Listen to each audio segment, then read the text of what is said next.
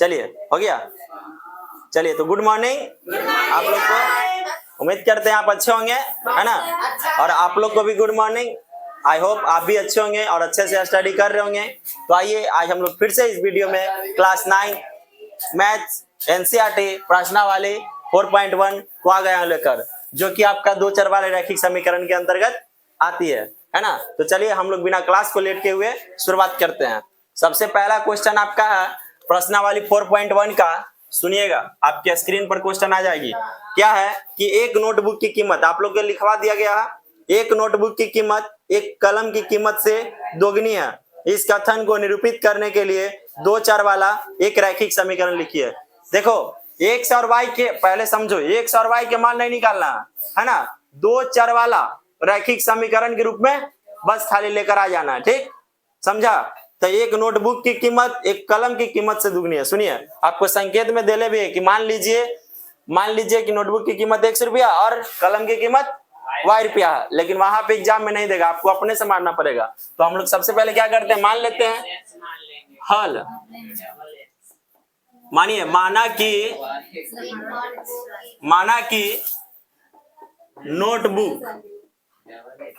Notebook की कीमत, माना कि नोटबुक की कीमत 100 रुपया है ना। और बताइए, अब माना कि फिर से किसका, कलम के। हल्ला नहीं करो, देखो फिर से हल्ला कर रहा। y रुपया। सुनिए, नोटबुक की कीमत क्या मान ली है और कलम की कीमत। अब हम लोग प्रश्न से चलेंगे अकॉर्डिंग टू क्वेश्चंस, है ना। प्रश्न से चलिए, क्या क्वेश्चन बोल रहा है कि एक नोटबुक की कीमत कलम की कीमत से, है ना। बताए नोटबुक की कीमत ही 100 रुपया और कलम की कीमत y रुपया। तो एक नोटबुक की कीमत कलम की कीमत से क्या है, दुगनी है। तो हम लोग सब जान रहे कि क्या है, दुगना है। नोटबुक की कीमत क्या है, दुगना है कलम से। लेकिन आप ये बताओ, मुद्दा यहाँ पर आता है कि हमको बराबर करने के लिए किसमें गुना करेंगे। हम लोग तो सभी जान रहे कि पहले से बराबर है, सॉरी पहले से ज्यादा है। क्या है, पहले से कलम की कीमत से ही ज्यादा है ना, दुगनी है ना, तो ज्यादा हुआ ना, तो पहले से ज्यादा है। तो लेकिन हमको तो क्या करना है, दोनों तरफ बराबर करना है ना। तो बताओ, 2 से गुना इधर की इधर, y तरफ, तभी बराबर होगा। क्यों, क्योंकि पहले से क्या है, बड़ा, और ये क्या है, छोटा। अच्छा ये बताओ, मान लो हम बोलेंगे कि 4 के बराबर करना है इसको, 4 के इसको बराबर करना है। तो बताओ, वही वाला देखो इसी पर बैठ जाता है। देखो इससे पहले क्या है, दुगना है, इससे दुगना है ही, लेकिन हमको ये दोनों के बराबर करना है। तो 2 से कहाँ गुना करेंगे, 2 के तरफ करेगा ना, 2 से, तब ना दोनों बराबर हो जाएगा। तो वही वाला बात यहाँ पर है। देखिए ये पहले से दुगना, ये पहले से इससे ज्यादा है। तो बताओ बराबर करने के लिए किस तरफ गुना करेंगे जी, y तरफ कर देंगे। आया समझ में, बस। तो चलो अब बना लीजिए, x बराबर कितना आ गया, 2y। अब बताए थे आपको ट्रिक कि सब चढ़ के क्या कर दो एक तरफ। तो x प्लस में इस तरफ आके माइनस में, बराबर कुछ नहीं तो 0। यही आपका हो गया समीकरण फर्स्ट, नहीं तो डायरेक्टली आंसर। समीकरण फर्स्ट क्या मानेगा, हाँ जी आंसर। बस इतना छोटा है ही था, ये आपका आंसर हो गया। क्योंकि आपको बोल ही रहा है कि क्या कीजिए, इस कथन को निरूपित करने के लिए दो चर वाला एक रैखिक समीकरण लिखिए। बस लिखा गया, दो चर वाला एक रैखिक समीकरण।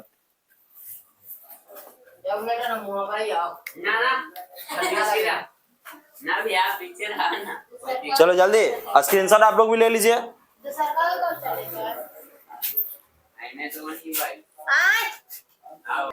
चलिए बच्चों, आप लोग हल्ला नहीं करो, हल्ला नहीं कीजिए।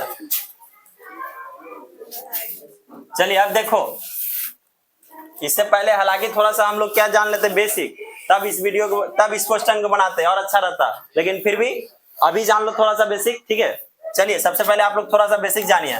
आप लोग को चर के बारे में पता होगा ना, और अचर के बारे में पता भी होगा, हम पहले ही बताए हैं, है ना। चर किसे बोलते हैं, जिसका मान हमेशा क्या हो, बदलते रहता हो। यानी कि x के मान कभी 2 आ गया, कभी 4, कभी 6, कभी 8, है ना, कभी 5, कभी 3, कुछ भी आ सकता है x के मान, है ना। तो जिसका मान बदलते रहे उसे क्या कहते हैं, चर। x y z के कभी भी मान बदलते रहेगा, यानी कि a से z तक, है ना, उसका मान हमेशा बदलते रहता है, लेकिन अचर के मान कभी भी बदलता नहीं है। जिसका मान नहीं बदला उसे अचर, जिसका मान बदला उसे चर। एक्स वाई जेड के हमेशा बदलते रहेगा मान, और अचर इसका मान कभी नहीं बदलेगा, कांस्टेंट होता है। 1 2 3 कुछ भी ले लो, 10, बताओ ये सब कभी मान चेंज होगा? एक कभी चेंज हो सकता है, 2 कभी चेंज हो सकता है। बस समझ गया, चर मतलब जिसका मान बदलता है, अचर मतलब जिसका मान नहीं बदलता। आप सुनो, आगे सुनिए, आगे सुन लो, यहां पर लिख देते एक्स वाई जेड, है ना। सुनिए अब, दो चर वाले रैखिक समीकरण के व्यापक रूप, दो चर वाले रैखिक समीकरण के व्यापक रूप, दो चर वाले रैखिक समीकरण, उसको मारेंगे ना वीडियो बार रुक के तो आज बन जाएगा। दो चर वाले रैखिक समीकरण के व्यापक रूप, नहीं का मतलब करवा का हुआ व्यापक रूप। सुनिए देखो, अब दो चर वाले रैखिक समीकरण के व्यापक रूप क्या होता है, तो याद रखना X plus B Y plus C बराबर 0, याद रहेगा। फिर से बताइए, हम पूछेंगे दो चर वाले रैखिक समीकरण के व्यापक रूप क्या होता है? अरे सी बराबर 0, सुनो, अरे सुनो फिर से, दो चर वाले रैखिक समीकरण के व्यापक रूप क्या होता है? X plus B Y plus C बराबर 0। जहां, बताइए, जहां ए बी सी क्या है गुरु? एक अचर है, क्या है? एक अचर संख्या, समझा? एग्जाम्पल भी देख लो, देखिए एग्जाम्पल, ए बी सी अचर है, यानी कि ए के जगह पर 1, बी के जगह पर 5, सी के जगह पर 10, ए बी सी के जगह पर कुछ भी हो सकता है, लेकिन वो अचर होगा जिसका मान नहीं बदलता हो। ठीक, देख लो, मान लीजिए हम यहाँ पे रख दिए 2x प्लस यहाँ पे रख दिए 5y प्लस यहाँ पे रख दिए 9 बराबर में 0। तो बताइए, जब इससे इसको तुलना करेगा तो ये बराबर कितना आएगा? 2, बी बराबर 5 और सी बराबर 9। ठीक है, फिर से हम जब भी पूछे दो चर वाले रैखिक समीकरण के व्यापक रूप, तो X plus B Y plus C बराबर 0, जहां ए बी सी क्या है जी? एक अचर संख्या। बताओ, एग्जाम्पल समझ गया? इससे तुलना करके बताओ तो ए के मान कितना होगा? 2, बी के मान 5 और सी के मान 9। बस इसी पर अबरी क्वेश्चन है, इसी पर क्वेश्चन है अबरी। ठीक है, चलिए जल्दी स्क्रीनशॉट ले लीजिए। तो अचरे तो है, ए बी सी अचर होगा। अरे हम आप नहीं समझे, अरे हम आप नहीं समझे, ए बी सी अचर, अरे इसका मान अचर होना चाहिए। ये तो अपने आप में सब जान रहा है कि इसके जैसा क्या है, ए से जेड तक चर है, लेकिन इसका मान क्या होना चाहिए? अचर, समझा? काम खत्म, चलो ठीक है, जल्दी इसको नोट कीजिए। बन गया, हाँ जल्दी नोट कीजिए, जल्दी। इसका क्वेश्चन दिया हुआ है, अभी क्वेश्चन स्टार्ट है, ये तो सिर्फ बेसिक समझा है। क्वेश्चन लिख लिया? कोई दिक्कत नहीं है, इसको थोड़ा सा में खाली लिख लो। ए बी सी एक अचर संख्या है, ठीक है। ए बी सी के जगह पर ऐसा मान रखेंगे जिसका मान बदलता नहीं हो, यानी कि अचर संख्या रखेंगे, इसीलिए ए बी सी एक अचर संख्या है। कोई दिक्कत? चलो स्क्रीनशॉट ले लिए?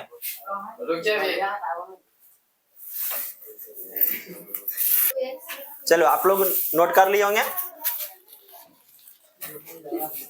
चलिए अब क्वेश्चन आपका इसी पर है, इस बार इसी पर है, तुलना करने के लिए। देखिए क्वेश्चन देखिए, आपके स्क्रीन पर आ जाएगी क्वेश्चन, आप लोग क्वेश्चन देखो।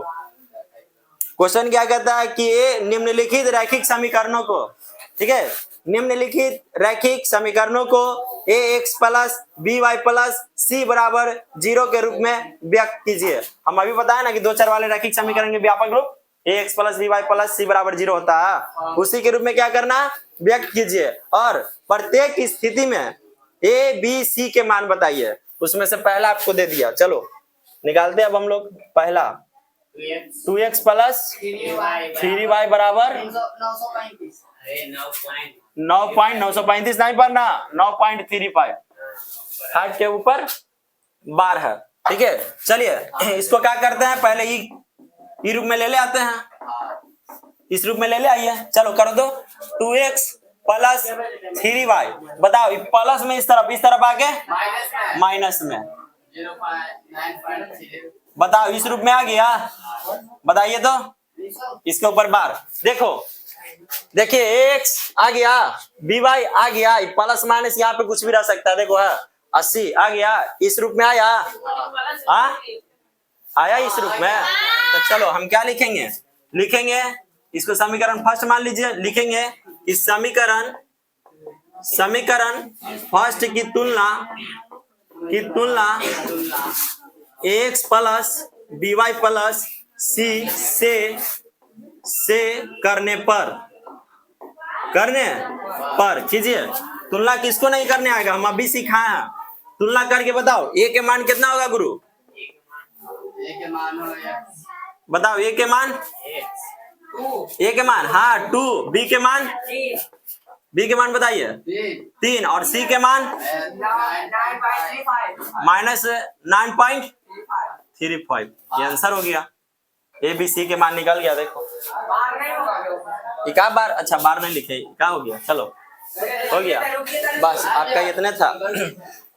देखें कुछ नहीं करना है, एकदम हल्का क्वेश्चन है। हम लोग 2 4 वाले रैखिक समीकरण के व्यापक रूप जानते हैं, ax plus by plus c बराबर 0, उसी से तुलना करके a b c के मान निकाल देना है, ठीक है। चलिए बनाइए जल्दी, ये तुलन लिख दिया, तुलना समीकरण फर्स्ट की तुलना इससे करने पर।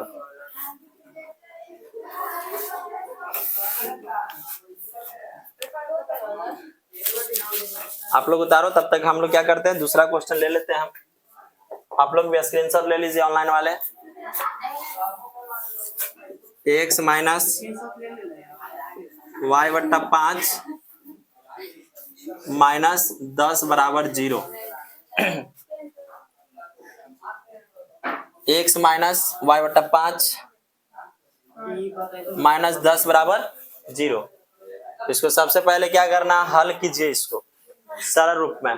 किसके रूप में, सरल के रूप में बड़ा है। चलिए देखो ये x, बताओ सब के बट्टा में क्या होता, 1 होता, हम लोग सब जान रहे। बताओ ये क्या बन गया जी, क्या बन गया बताइए, भिन्न के घटाओ।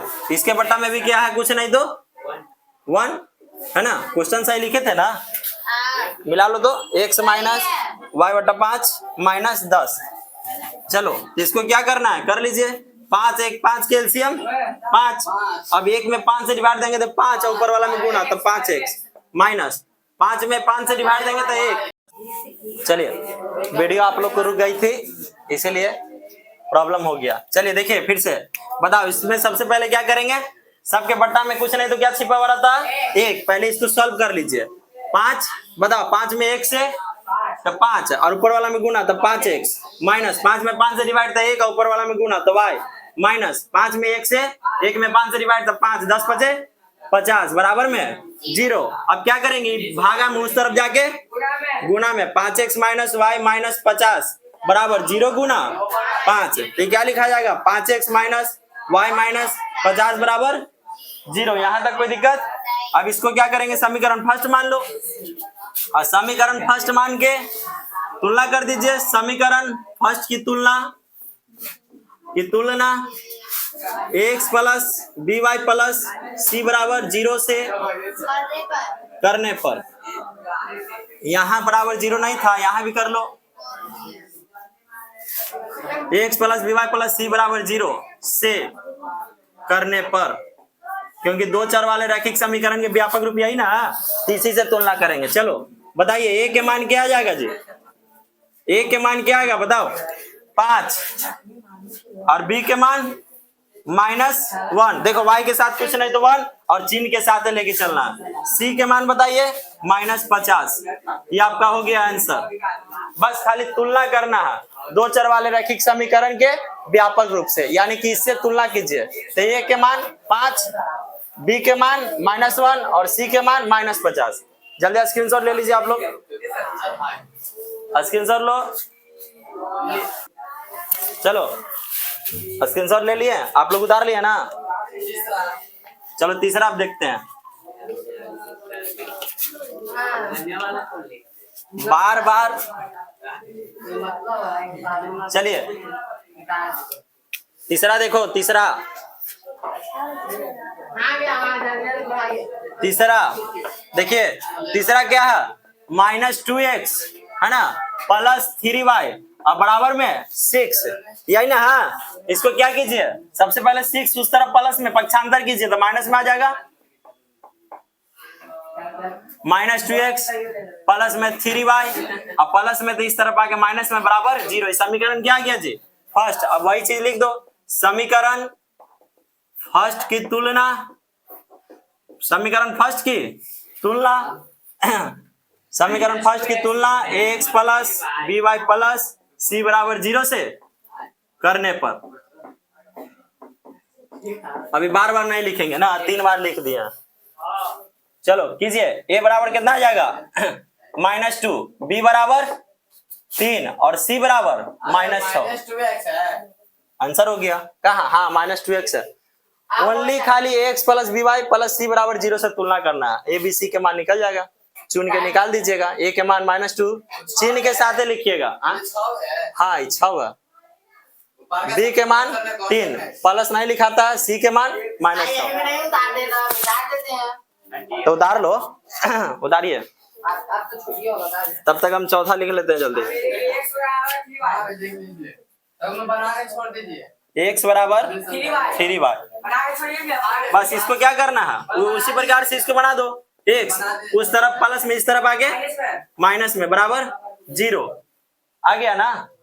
अब इसको बताओ तो, ये आ गया कि इसको और कुछ करना, तो सर इस रूप में अभी नहीं आया, नहीं ना आया है। इस रूप में करने के लिए x - 3y आए, अब प्लस क्या रख दें, कुछ नहीं तो c के मान 0 रख देते हैं। 0 रखने से बताओ कोई फर्क पड़ेगा, नहीं पड़ेगा, लेकिन इस पर आपको बैठ जाएगा। देखो तो ax plus by plus c के मान 0 हो गया, 0 हट भी सकता है ना, क्योंकि 0 कोई भी संख्या में जोड़े या घटाए फर्क नहीं पड़ेगा, बराबर 0। अब बताइए इसके तुलना में आ गया, इससे तुलना कर दो, समीकरण फर्स्ट। अब फिर वही चीज लिख दीजिए कि समीकरण फर्स्ट की तुलना, समीकरण फर्स्ट की तुलना x plus by plus c से करने पर करो। a के मान 1, b के मान -3 और c के मान 0, ये आपका हो गया आंसर। चलो जल्दी आप लोग का स्क्रीनशॉट लीजिए, ले लिया आप लोग, जल्दी उतारो। चलो इसको हटाएं।